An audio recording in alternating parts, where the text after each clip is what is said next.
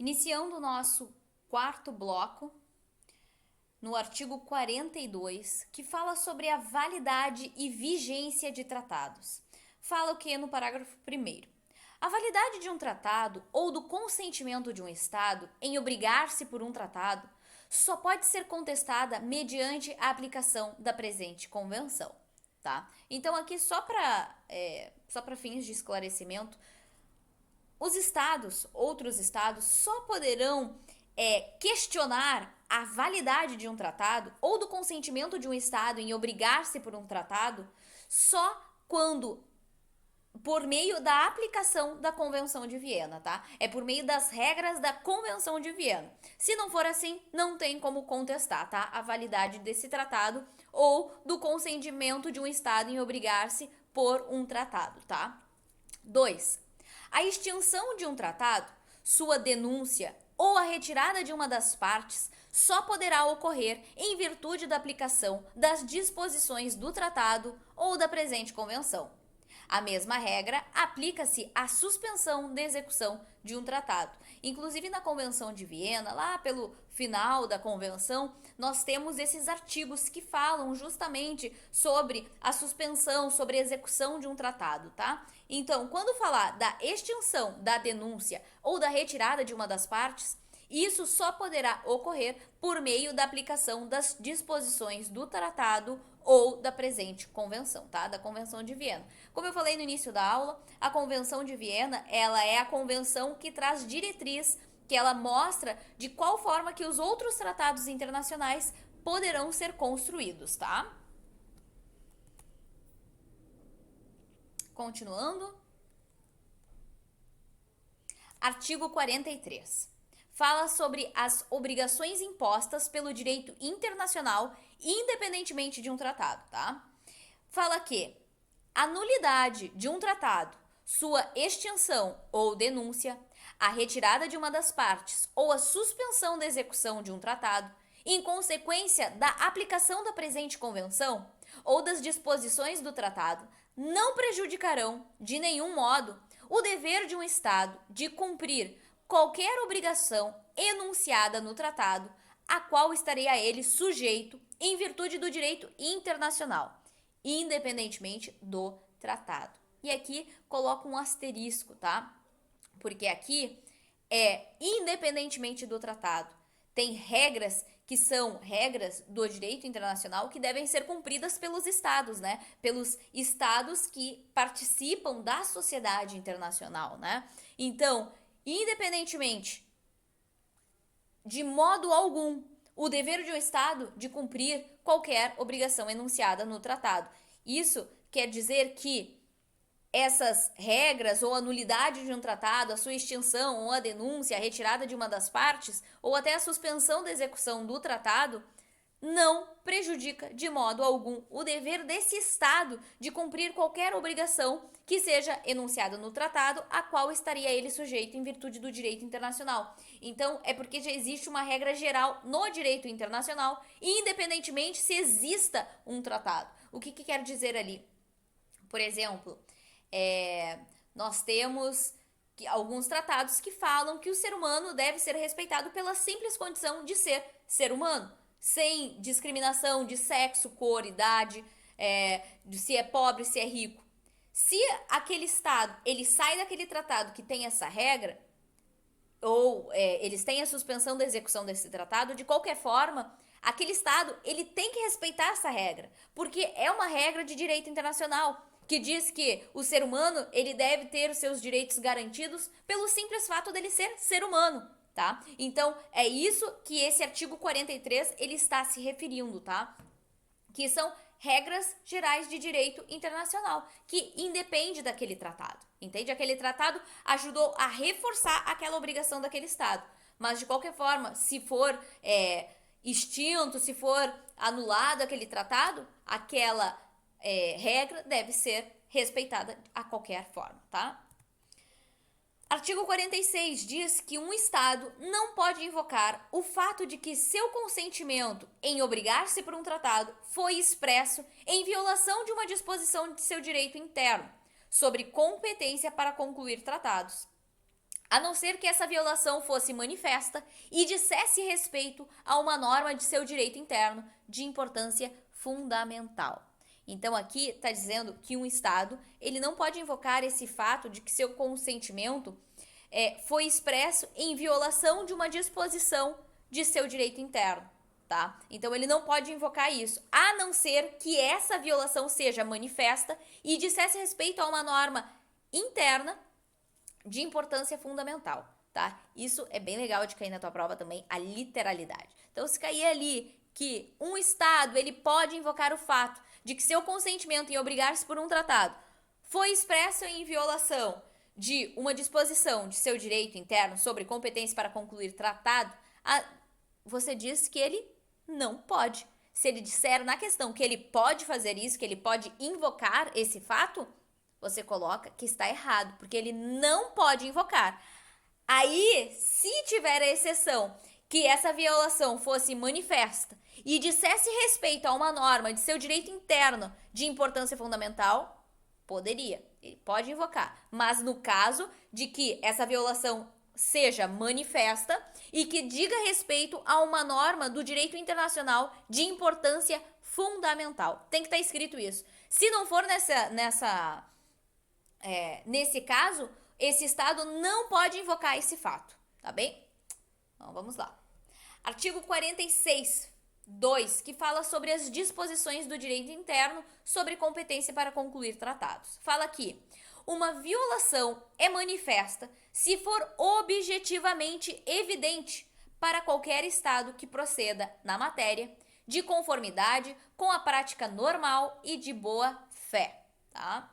Então, aqui a própria convenção no artigo 46, ela traz o que é uma violação manifesta. É algo que é evidente para qualquer Estado, tá? Então, ela tem que ser objetivamente evidente e que qualquer Estado que proceda na matéria de conformidade com a prática normal e de boa fé. Artigo 48 traz a questão do erro, que diz, parágrafo 1º, um Estado pode invocar erro no tratado como tendo invalidado seu consentimento em obrigar-se pelo tratado, se o erro se referir a um fato ou situação que esse Estado supunha existir no momento em que o tratado foi concluído e que constituía uma base essencial de seu consentimento em obrigar-se pelo Estado. Ou seja, o erro ele se refere a uma situação ou um fato que o Estado achava que existia naquele momento, mas na verdade não existia. Então ele só consentiu aquele tratado porque ele achava que aquele fato existia, mas não existia. 2. O parágrafo 1º não se aplica se o referido Estado contribui para tal erro pela sua conduta ou se as circunstâncias forem tais que o Estado devia ter se apercebido da possibilidade de erro. Ou seja, se era possível que o Estado soubesse que aquilo não era verdade, ele não pode invocar a questão do erro. 3. Um erro relativo à redação do texto de um tratado não prejudicará a sua validade. Neste caso, aplicar-se-á o artigo 79. Ou seja, se for um erro relativo à redação, não prejudica a validade do tratado, tá? Artigo 49 traz a questão do dolo.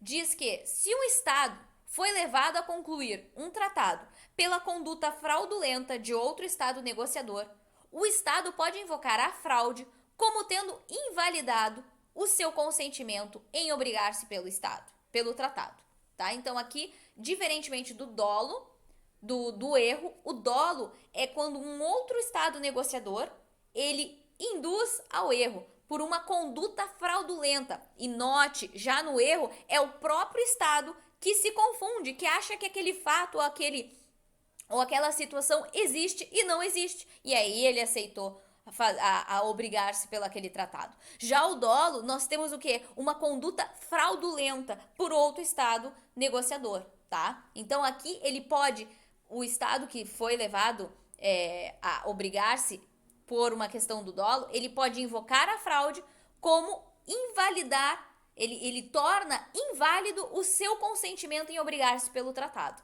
tá bem? Artigo 50 fala sobre a corrupção de representante de um Estado. diz que se a manifestação do consentimento de um Estado em obrigar-se por um tratado foi obtida por meio da corrupção de seu representante, pela ação direta ou indireta de outro Estado negociador, e note aqui que na questão pode dizer somente pela ação direta, mas não, a Convenção de Viena traz por meio da corrupção de seu representante, por ação direta ou indireta, não é indireta, é direta ou indireta, de outro Estado negociador.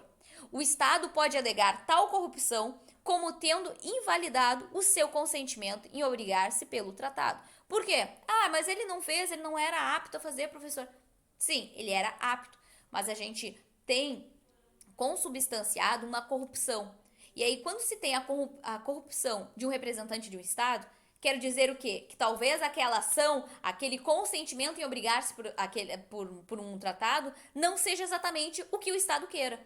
Talvez aquele representante, ele não esteja esclarecendo, colocando em xeque o que exatamente o Estado quer, tá?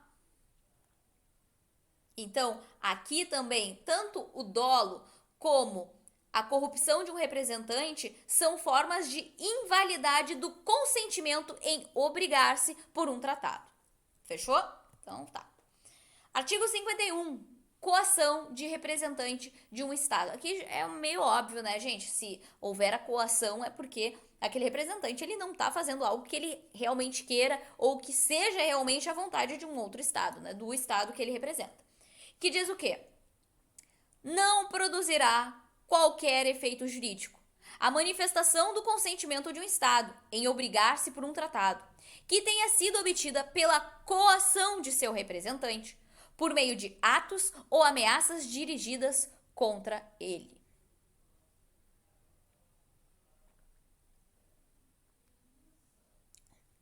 Não esqueça de beber a sua água, beber o seu café.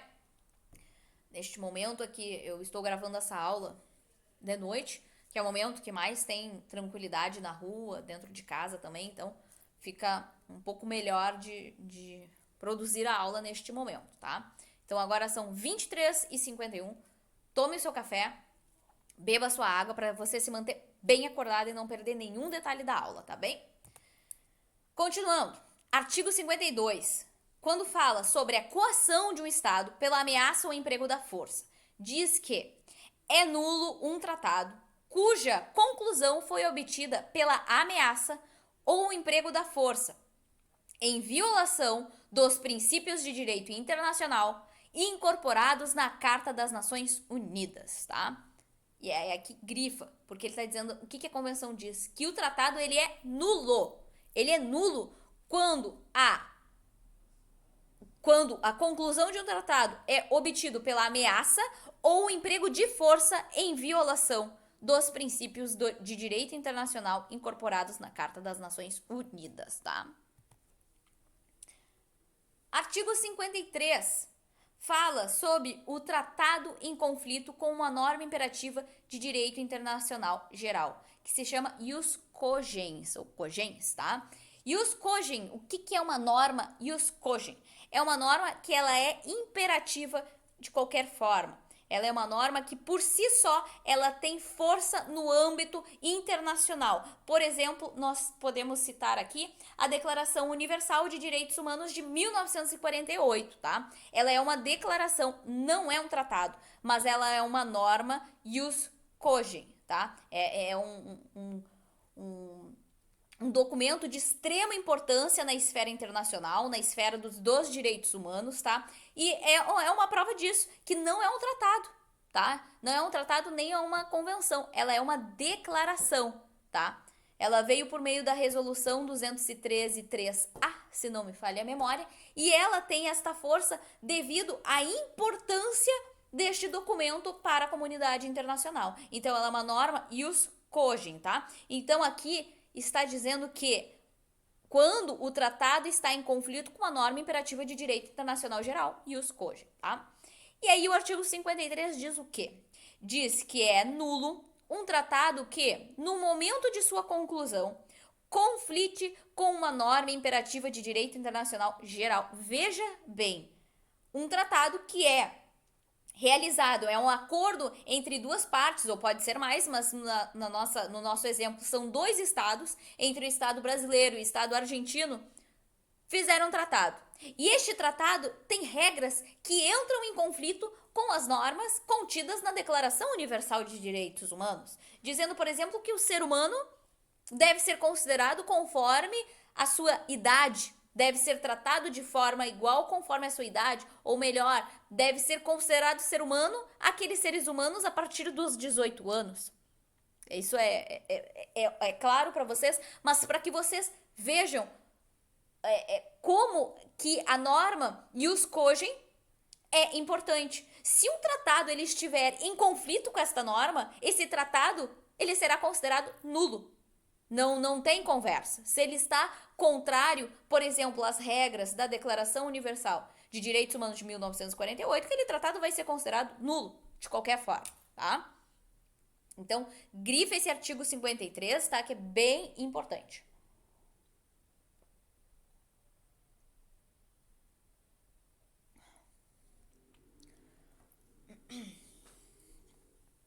Ainda, o artigo 53 diz que uma norma imperativa de direito internacional geral é uma norma aceita e reconhecida pela comunidade internacional dos estados como um todo, como norma da qual nenhuma derrogação é permitida e que só pode ser modificada por norma ulterior de direito internacional geral da mesma natureza, né? Por quê? Porque muitas vezes não, o que acontece? A sociedade, tanto a sociedade da esfera internacional como a sociedade internacional evolui, né? As regras vão mudando, né? E para isso a gente precisa, né, ter uma alteração. Então, para que essa norma ius cogens, que é uma norma imperativa de direito internacional geral, seja modificada, tem que ser uma norma posterior e da mesma natureza, né? Não adianta ser diferente. Então, pode ver que a própria Convenção de Viena, ela traz o conceito de que é uma norma imperativa de direito internacional. É uma norma aceita e reconhecida pela comunidade internacional dos estados como um todo, como norma da qual nenhuma derrogação é permitida e que só pode ser modificada por norma ulterior de direito internacional geral da mesma natureza, tá? Eu colocaria vários asteriscos nesse artigo 53, é importante porque fala das normas, as normas gerais, as normas imperativas de direito internacional geral, normas ius cogens. Se falar de norma ius cogens, tu já vai saber o que é, tá? E aí tu vai lembrar da Declaração Universal, que não é um tratado, não é uma convenção, mas é extremamente importante para a comunidade, é aceito. Então, ela é ius cogens, tem que se respeitar a declaração em qualquer situação, beleza? Artigo 56. Fala da denúncia ou retirada de um tratado que não contém disposições sobre extinção, denúncia ou retirada. Aqui fala de uma regra geral, quando o próprio tratado ele não traz essas disposições. Que se o tratado trouxer as disposições sobre a extinção, a denúncia ou a retirada, vai se cumprir o que está no tratado referente à extinção, denúncia ou retirada, tá? Então, aqui trata sobre regras gerais. 1. Um tratado que não contém disposição relativa à sua extinção e que não prevê denúncia ou retirada, não é suscetível de denúncia ou retirada, a não ser que a. Se estabeleça terem as partes tensionado admitir a possibilidade da denúncia ou retirada. Então, se estabeleça que as partes tenham cogitado essa questão, essa possibilidade. B. Um direito de denúncia ou retirada possa ser deduzido da natureza do tratado. Quando o próprio tratado, pela sua natureza, pode acontecer, é uma coisa muito estridente, são direitos específicos de uma tal região. A própria natureza do tratado, ela traz. Mas a tua questão de prova, se vir, vai dizer que o tratado, ele não tem disposições próprias, mas por meio da natureza do tratado, pode-se deduzir que há um direito de denúncia. Tu coloca que tá certo, porque a Convenção de Viena traz essa possibilidade. Por mais que o tratado não traga nenhuma disposição sobre a extinção, sobre a denúncia ou a retirada, se por meio da natureza do tratado possa haver a dedução de que existe um direito a essa denúncia retirada, tá perfeito, tá? Então, aqui é uma questão, vocês devem estar agora se perguntando, nossa, mas tudo pode ser uma boa questão, mas se vocês lerem a Convenção de Viena com atenção e de forma sistematizada, vocês vão ver, tem questão, tem artigo que dá para fazer questão louca, assim, e questões boas, sabe? Para ver se realmente o aluno estudou, tá? Então, o artigo 56 fala da denúncia retirada e da extinção do tratado quando o tratado não trouxer disposições quanto a esses temas, tá? Mas, em regra geral, não pode ter se o tratado não trouxer essas disposições, tá? Essas duas, essa letra A e a letra B, elas são as exceções. A regra é que se o tratado não trouxer essas disposições, não tem a possibilidade, tá? Não é suscetível de denúncia ou retirada. Perfeito? A regra é essa. Artigo 56.2 fala que quando o Estado ele tiver essa intenção de denunciar ou de se retirar de um tratado, ele deverá notificar os outros estados pelo prazo